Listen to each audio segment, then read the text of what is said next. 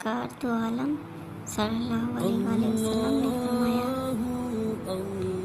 जिसने ईद के दिन 300 मरतबा सुबहानल्लाहि व बिहम्दिही सुबहानल्लाहि व बिहम्दिही पढ़ा, फिर इसने तमाम मुसलमानों को बख्श दिया तो हर कब्र में 1000 नूर दाखिल होगा।